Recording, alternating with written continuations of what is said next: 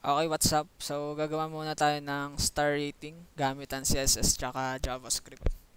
So, 5 stars lang siya. Tapos, pag nag-send ka, mag-i-alert lang yung kung ilang stars yung na-rate niya or yung in-input niya. So, yan. Nagiging ganito siya. 1 star. Yan. So, pagka-send, sadyang nagre-reset siya to 5 stars. So, ang gagawin natin ay so, ano mo lang muna tayo dito ng HTML. So, stars.html HTML and stars. Kailangan natin nung punta kayo dito sa W3 schools nitong star rating na to. Then kakopy natin to. Ito na pala. Star rating. So gawin natin siyang div. Then copy natin tong link na to. Then yung style. Link and style. Okay. So tingnan natin kung ano yung tsura. So ito siya. Okay. Ito. So lagay lang muna natin siya sa gitna.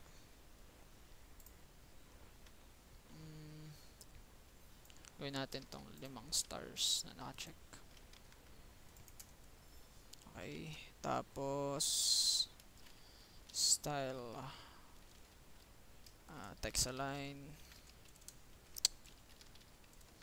center,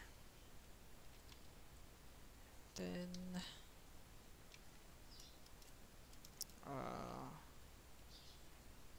tingnan natin. Okay, lagyan natin ng margin top mga 5%. Okay, medyo maliit siya. Papalaki naman yata to.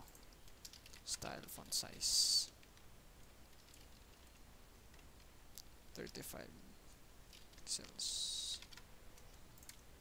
Okay, kung gusto nyo siyang palakihin, lagyan nyo lang siya ng nito.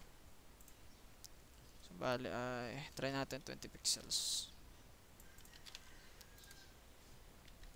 25 pixels. Yan, ayos na yun. Kung gusto nyo lang siyang medyo ipalaki ng kaunti. Okay. So, yan na siya. Okay. Ngayon, dadagdagan natin siya ng yung functionality na pinipindot. So, meron ako ditong nilagay na function, star rate. So, lagay natin dito yung style, script. Okay. Tapos, lagyan natin dito yung function niya. So, on click, star rate 1. Kasi, 1 lang siya eh. Okay. Kung nakikita nyo siya. Kasi, 1 star lang to eh. 2, 3, 4. Okay. So, 2, 3, 4, and 5. Okay. Tingnan natin siya. Okay, kung nakikita nyo, nagiging ganito na siya. Baling ginawa ko dito ay, so kukunin nyo yung function. Ang function niya is star rate. Then, meron siyang parameter na 1 to 5. So, ibig sabihin, yun yung number na star na magdi-display dito.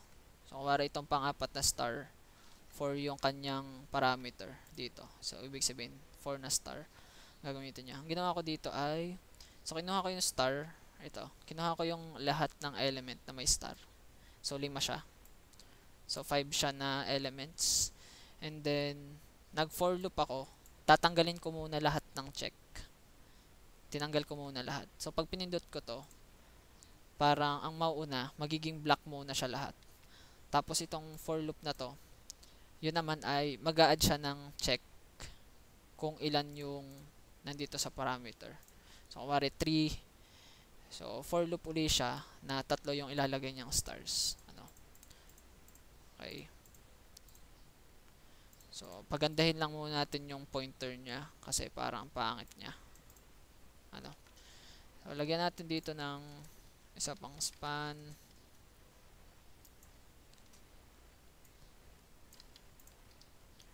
So,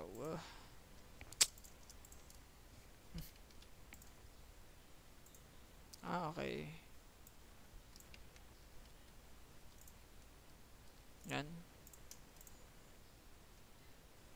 Then, lagyan natin class stars.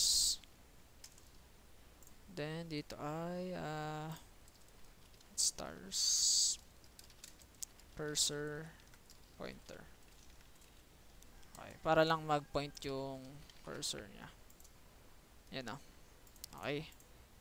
So, ngayon yung pagsesend naman ay, so, kailangan natin dito ng button. So, type button. Lagyan natin siya sa center. Style, margin, text align. Center. Then, margin ulit. Mga 5%. Natin yung button na send. Okay, so ito. So, wala pa siyang ginagawa. And ito yung kanyang function. Kayo naman yung bahalang gumawa kung ano pa yung gusto nyo idagdag sa kanya. Okay. So, ang ginawa ko dito ay so, kinuha ko lahat ng stars ulit. And then, kung yung stars, bawat element ng star ay naglalaman nitong check na class, ibibilang niya dito sa rate. Pa-plus niya. Mag-increment siya. Pero kung wala ay yun nga, nagre-reset, 'di ba? Yung pagka-send mo magre-reset. So, i-add ko naman uli yung check sa mga natitirang walang stars. Then, i-alert ko lang yung rate. Ano? Bahala kayo kung isa-send nyo siya through Ajax or ayun. So, try natin siya. Okay, wait lang. Wala pa akong button dito na nilalagay. So, dito. So, dapat meron siyang on-click.